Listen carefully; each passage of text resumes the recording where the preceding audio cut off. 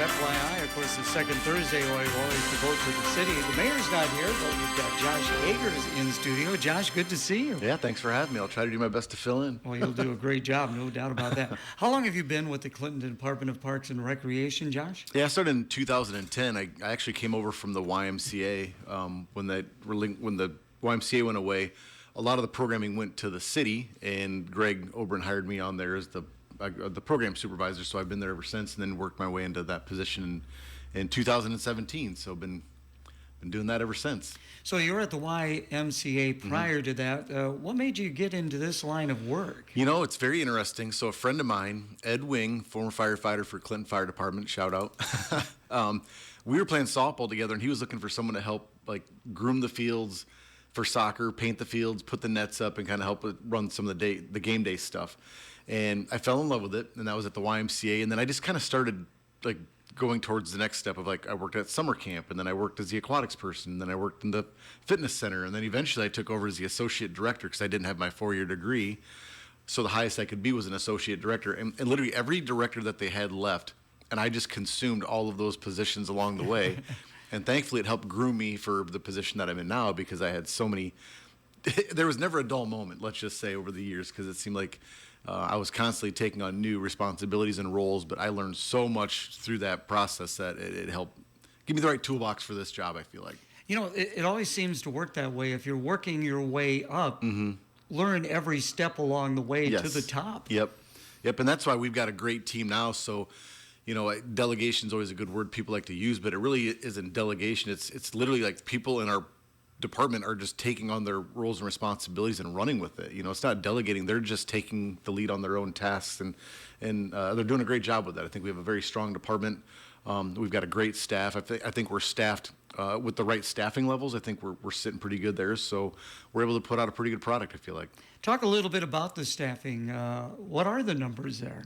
Yeah, so we have 8 full-time staff. You know, ranging from the youth sports division has 2, the grounds division has 2, and then Kathy, our assistant director, runs a lot of the special events, the summer camp, the pool, the lodge. We have our admin office staff personnel. So basically, the fitness center and the counter person there has to take all those people in, get their membership set up, activate their key fobs to get 24 access. So, I mean, there's a lot of different roles and responsibilities, and I think sometimes people forget, like, we're not just at the rec. We are literally 20-plus parks, you know, 500-plus acres of land that we have programming in, you know, multiple facilities, including the award-winning Jurgensen Soccer Complex, which was the 2021 Iowa Sports Turf Management Field of the Year. Also taken care of by Dustin Krogman, who was the turf manager of the year the following year in 2022. So it's a good team, you know, but again, it's a big community. I think sometimes people don't realize we don't serve just Clinton. We have 11 surrounding communities that come and participate in our programs. They play in our sports. So when you talk about population size hovering around 25,000, we're probably double that by the time you factor in the rural communities. And, you know, we have Northeast playing in our programs. We have DeWitt playing in our programs. We have, you know, Thompson, Savannah, Erie, all playing in our programs. It really is a big, broad brush that we use. Getting ready to end the school year. Now, you bring on summer help, don't you, sometimes? Help with the grass cutting and different things? Yeah, most of the grass cutting is handled through the grounds facilities, which is part of Public Works, but we work very closely with them, and we're very tethered because a lot of our programs overlap facilities that they take care of. But Dustin and his team take care of most of the ball fields and the ball diamonds. But also when you have your pool staff, you're bringing on 20, 30 lifeguards. You're bringing on 8 to 10 cash cons to take, you know, concessions revenues. Same with our sports programs. You've got referees that come in, umpires. So we probably employ over the course of a year 150 part-time people just through the course of a year. By the time you're running the activity area, your lodge staff, your pool staff, your sports staff, like it is an abundance of people that it takes to run our department.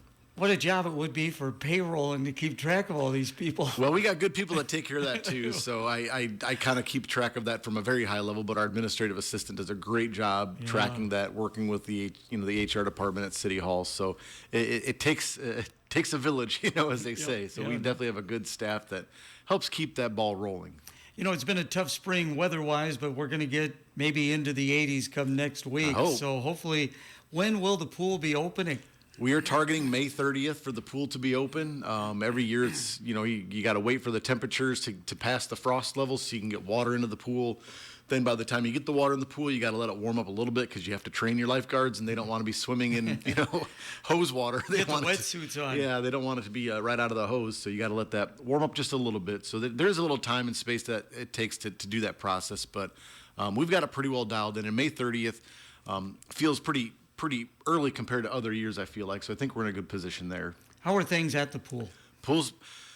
Well, that's a loaded question. Yeah. I know. The pool itself is great. It's a great amenity for our community. It's got, 2 slides. It's got the drop slide. It's got the diving boards. It's got the Wibbits, which are the blow-up inflatables that the kids play on, they love. But the pool itself is old. It is aging and it's dated. And I think you'll find with anything that was built back in the WPA time, it needs maintenance, much like the castle required maintenance, much like the lodge required maintenance, like the pool, Lubber's Fountain, like all these things. They've been great amenities to have, but when you defer maintenance so long, if you don't take care of them along the way, eventually they start to break down. And we've done a good job maintaining the pool, but we're starting to see leaks underground.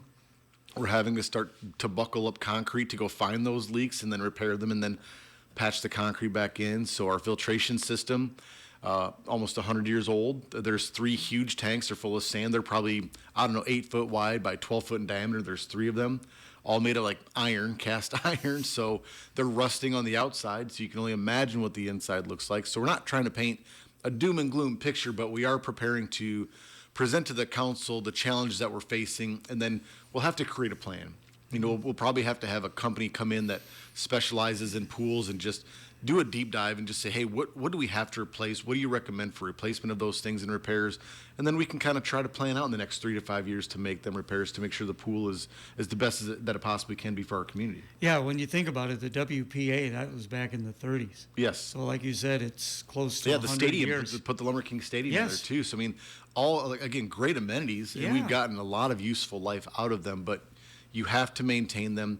It takes a lot to do that, and by today's standards, everything costs a lot of money, right? There's nothing cheap, so it's a balancing act. Talk about the location, though, for the pool. Is that where, with the renovations, stay right there on the riverfront? Yeah, we're not talking anything in the near future. We're just kind of trying to create the plan of like, hey, here's the issues we're facing. And then we'll have to see what the council wants to do. Like, do you want us to just try to get this thing, patched up as best we can and try to make some improvements? But we're not talking any major projects here in the near future. We're talking like 3 to 5 year window of we got to come up with a plan before we get to a point where, oh shoot, our sand filters just, shut down. We can't use them anymore. Now we're stuck and we're closed. So we're trying to get ahead of that is all we're trying to do. Just we'll figure out what the plan is, whether it's just a full renovation, whether it's building new, but that's years down the road before we get to that point. Again, visiting with Josh Agers of the Clinton Department of Parks and Recreation. Before we get to the break for the weather, adult sports, got a pretty good lineup? We do. Adult sports are off and running. We got adult softball, which is always popular. We've got adult volleyball leagues at the sand courts on the riverfront, which is always popular. A lot of youth activities going on. We're knee-deep in spring soccer right now. I think we're in our last week maybe there. That's one of our more popular programs is that spring soccer program. But we'll have girls softball coming up for the youth starting pretty soon as well. And like I said, we're sending kids to DeWitt. They're sending their teams here. It just helps to have those close proximity communities where you can kind of share your programs a little bit. So you're not playing the same 3 or 4 teams every week. You can play a DeWitt team or 2 or 3 Clinton teams, and then maybe you sprinkle in a Comanche team. And next thing you know, you're getting a really good array. Yeah. So new facilities would help offset some of that as we segue into your break. Right. We'll talk about that. Let's take a break for the weather, brought to you by Morrison Community Hospital. Warmer temperatures and a little less wind will be around for your Thursday. Abundant sunshine continues and temperatures will climb into the mid-70s for this afternoon. Much warmer tonight as south winds continue. We'll see lows drop into the low 50s. With your Storm Track 8 weather impact forecast, I'm meteorologist Andrew Stutsky. Well, we approach 60 degrees sunshine. The southeast winds just under 10 miles an hour. Our update brought to you by Morrison Community Hospital. In May, Morrison Community Hospital recognizes their nurses. They raise awareness of all nurse contributions and commitments and acknowledge the vital role nurses play in society. It is the start of a month-long tribute to the nurses at Morrison Community Hospital. Many times, nurses are the front line of communication between doctor and patient. Morrison Community Hospital is proud to recognize the nurses that treat their patients every day. When you visit their hospital, be sure to tell a nurse thank you. Continue now on FYI with Josh Agers. Well, you brought up just prior to the weather break, sports facility. Talk about this. Yeah, so we've been talking about this for quite a while, and at our capital improvements committee meeting, one of the board members asked, where are we at with the sports facility? We've been talking about it for several years. We know there's need for it. We've done a feasibility study back in 2017 with our Parks Master Plan, and it talked about the need for a community sports facility even back then. So fast forward, 7, 8 years, here we are. So the council thankfully approved at least the design services portion of it. So we contracted a company that did the sports facility feasibility study, and they're now taking the next step to say, here's what it could look like. So they've met with our department staff, talked through what are our needs, like what is the problem we're trying to solve. And that's what I think people don't maybe fully understand is we're not doing this as a wish list item. We are really trying to solve a problem. We have had such a growth in recreational sports, such a growth in travel, basketball, volleyball, you name it. There are multiple teams. There's Little Kings, there's Little Queens, there's River City Crush softball, and I'm probably forgetting a dozen more, Evolution Volleyball, Genesis Volleyball, and they're all trying to fight for the same gym space. Well, the Erickson Center only has one gym. The schools have multiple gyms, but their school teams are using a lot of those, so we're literally clogging them up. So we're working with this company, Bray Architects, to design us a facility, 60,000 square foot, 80,000 square foot to be determined. They're going to take a look at what our needs are and then say, hey, we think you need a 4 indoor court facility with an indoor track, with fitness center, with, what have you. You need multiple community space rooms for birthday party rentals or just general gatherings as a whole. Or you need 4 bulbs, diamonds that can, either be for baseball or softball. So they're basically creating what it could look like. We're not committing any dollars to anything major at this point, because that's the good thing about this is this would be a referendum item. So since the price tag would be in the millions, as pretty much everything is anymore, we would have to go to referendum. So the public will get their chance to vote, to say, yes, we want this, or no, they don't. This isn't a Josh Agers project where I'm just saying I want this because it'd be cool to have. This is literally something we are starving for in our community. The community has spoken countless times over the years about how much, why can't Clinton have one of these? We go to all these different facilities for youth and kids sports, and it's an investment into our youth, which I think is important. It helps show the community that we're dedicated and committed to our youth and keeping young families here that want to raise their kids here because they have great amenities for their children to utilize, and that's what we're trying to do. So once we get this rendering, we'll know what it will look like. Then we can say, okay, does the city own any land where this facility could go? Is there land acquisition that has to go along with that? But all questions that are great, but we can't answer until we know what size and scope and shape this thing would have to look like before we even target where it's going to land. So if the public, if you're listening, you will get your chance to vote. You will get your chance to vote on this. This is not something that we're going to push through. We're going to have stakeholder meetings. We'll meet with the public. We'll explain to them what problem we're trying to solve, what opportunities could grow from that, the economic development that could go around that. I mean, you look at the TBK, that place is killing it down there. They are growing at such a rapid rate. I drive there once every other week, and there's a new building going up. It's not probable that we will see something to that scale because of the size of that is just massive. We will probably be something more right-sized for our community and their surrounding areas. Well, you mentioned TPK.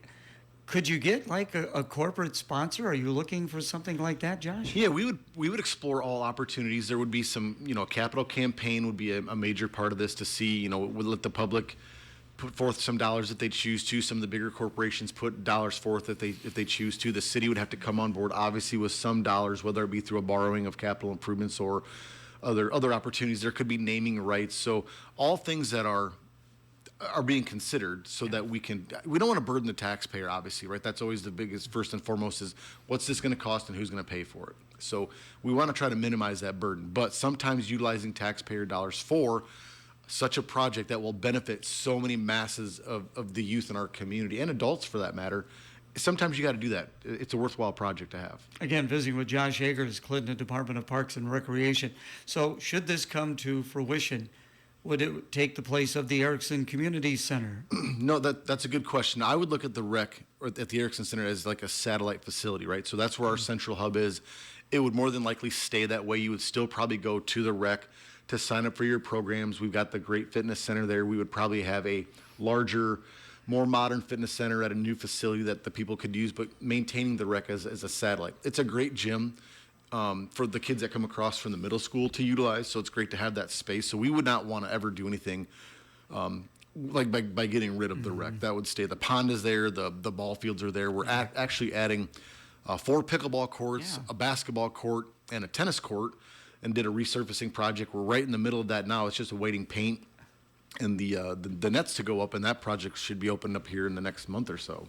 Well, that would be great to have something like that in our community, no doubt. Yep, we're starving for it. My program supervisor, bless his heart, he works so hard to try to, because he does all the scheduling. So all the travel and club teams that want to utilize even the school's gyms, through our 2080 agreement, he has to keep eyes on everything. So all of his rec teams, 40 to 80 teams, depending on the sport and season, plus all the club and travel teams, and he's doing all of that scheduling in the school system's computer to make sure that we're not duplicating where 2 teams don't show up at the same time. Some teams want 3 practices or 4 a week. Some people just barely get 1. And for him to be able to keep track of that, I applaud him, because it is not an easy task. Yeah, something like that, it boggles my mind to be able to keep something like that straight. Yeah, we're busting at the seams, and he's feeling it because he does the best he can to try to make sure that we get everybody as much time as they want, but we're limited on gym space. Yeah, appreciate your time. A couple more things we want to talk about. Summer camp and Safety Town. Let's begin with summer camp. Great program. So CTC, Summer Day Camp. For those that don't know, CTC stands for Community That Cares. That's been the name of our summer camp for quite some time. It's like a 9 or a 10-week program. It looks to start June 1st. So as school is ending, if you're a parent that's in a predicament of like, oh shoot, what am I going to do with my kids? Where are they going to go for the summer? The Parks and Recreation Department summer camp is a great opportunity. We utilize the pool. We go to the Makokata Caves. We go to different facilities and do arts and crafts, and we play sports with them and keep them active. We do some great reading programs with the library. So really utilizing the resources around us to put on a great offering and keep your kids from getting into that summer slide, which the summer slide they talk about, where if your brain stays inactive all summer, sometimes you can start the fall school year half a year back where you ended because you're not engaging your brain. So we try to do great activities that help combat that, plus keep them active and, get them a little bit of energy burn off during the summer. So it's a great program for us. And Safety Town, didn't they have a big anniversary? 50 I thought it was years. 50 years, yes. Safety Town is one of the best programs our community has. It's a hallmark program for our department. It is for kiddos that are entering into kindergarten, and it talks through a lot about just safety in general, traffic safety. We build the little Safety Town, which everybody remembers. We just celebrated 50 years, so we built all new buildings, and they're all shaped and replicated for like city amenities, whether it be the Parks and Rec building, the fire station, police station, airport, MTA, I think the Lumber King Stadium, perhaps the pool. So Eve Van Campen did all of the painting of those to make them look like replicas of city buildings. So then the kiddos, they get on their little scooters, they'll stop at traffic signals and stop signs that look both ways. We'll teach them that. We'll have the power company come in and talk to them about safety, not touching power lines and things like that. They'll train them to learn their phone number, learn their address, know who their emergency contacts are. So it's just a great thing for kids to learn as they embark upon their school career. So when is there just like 1 or 2 sessions? How's that break down? Yeah, so it's a 3-week season. I believe we take up to 40 kids per week, and it's 3 weeks, and we're usually close to capacity. But we've seen kids from all over come to this program because it is such a reputable program that I believe Gene Jackson started 50 years ago, a police officer at the time. So we are trying to do our best to carry on that torch and put on the best product we can. And David Ort within our department does a good job with that as well. So you're looking at pre-kindergarten kids, or who's all involved here? Yeah, kindergarten. I believe it's going into kindergarten. Okay. So usually about the 5-year-old, 6-year-old age bracket. So the folks who first started this program, they're in their mid-50s now. If not older, yeah. Yep. And you would not believe how many people bring their kids to this program that say, "Oh my gosh, I took this when I was a kid." Like, it's symbolic, right? Like it's almost like a rite of passage that everybody goes through Safety Town. It's just important to do. It's a great program for the kids. It is a great program, no doubt. Before we let you go, I know a big part of your summer or fall probably, Bacon and Brew. Bacon and Brew Fest, yeah. We just landed our band, which we'll be announcing that later on at a different date. Oh, I can't get the scoop on that one? Maybe when the microphone's off. It's Wait a minute. Yeah. Okay. So Bacon and Brew, we try to stick more like local and regional. We've had a lot of the local bands come through, the Stockwells, the Staff Infections, the Mamiltons. I mean, the Slew Boys. Like we've always tried to run through the local artists because there's a lot of great artists, and we've kind of branched out a little bit. We've got some fun tribute bands. Like last year we had Sins and Roses, which was a Guns N' Roses tribute band. This year we've got a Dave Matthews tribute band on the hook that I think that'll fit really well for a Bacon and Brew environment. But it's a great program for our community. It's a $25 admission. We have several local breweries that come in and bring their products, including Wide River Winery and Seven Hills will be there. But many more. Big Grove. We try to get Back Pocket, 5 Cities. I mean, I could go on for hours how many breweries are actually out there. Pecatonic, I think, is another one. We try to bring them all in so that your ticket gets you all the samples you can responsibly drink. We give you like a little 3-ounce sample mug. It's yours to keep. We have local food vendors on site that have to provide their best bacon-inspired food item. And it's just a great atmosphere. We have a keg toss. We have a stein hold where we fill a large stein and let people try to hold it out in front of them for as long as they can. It's a great atmosphere. And this year, we are looking to add overnight camping. So kind of in reverse of the Tailgate and Tall Boys, we're going to actually put the camping on where those festival grounds were in that flat spot. So that'll be new for us. So we're trying to bring more people to our community, get them to stay the weekend here, maybe go explore, maybe do some troll hunting while they're here. I was going to say, yes. And, just come experience Clinton. And if you're living Clinton, great. It's a great program for you as well. And it's just a lot of fun. If you've never checked it out, this is the year to do it. Come see it. It's right here in our backyard. It's an amazing event for a very low price. And the samples themselves make up for your entry fee. So you're getting your money's worth for sure. So when is it? Saturday, October 17th. Okay. 3 to 7 p.m. at the Riverfront Band Shell. Our riverfront, our parks are beautiful. We have so many outstanding parks, like Chansey Park. When I was in high school, we used to jog over from Clinton High School. That's where our cross-country practices were. We're at Chansey Park, but how many different pocket parks are there?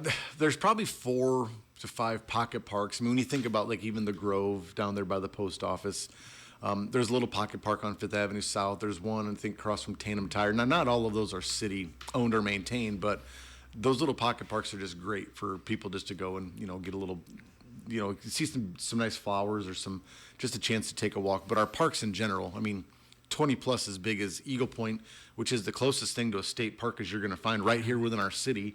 Most cities don't have a city park to that size and scale. Yeah. And then the view of the river with Eagle Point Lodge. Everybody that comes here from out of town, they usually compliment the riverfront and they usually compliment Eagle Point Park and that view of the $1 million view, I think one person called when they came and spoke at the lodge for an event. So it's nice to have all these amenities in our community. It takes a lot of work to keep up with them. We're happy to do it. We're proud to do it. And I think we put out a pretty good product overall. Very good. People want to find out more information about the Department of Parks and Recreation. The best ways to do that, Josh? Facebook is great. I know not everybody has it, but City of Clinton Parks and Recreation is a great way to find out all your program activities. We have multiple social media platforms besides that. There's always the city's website. Just go to City of Clinton. You can go right to the Clinton Parks and Rec tab. It'll have a laundry list of opportunities to register for programs, which you can do online.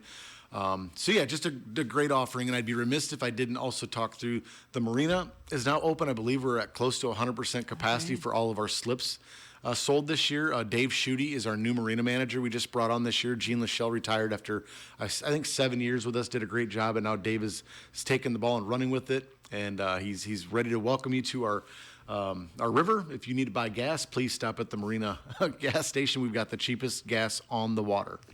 Well, I tell you what, I'm going to see you up in Dubuque. Let's hope Jocelyn District Jocelyn can break out a big long jump. She did a couple of years up there, got her to state. That'd be outstanding as a senior. Yeah, my daughter's jumping tonight at district, so good luck to her, and we wish her well. We'll see you there. Thanks so much. Thank you.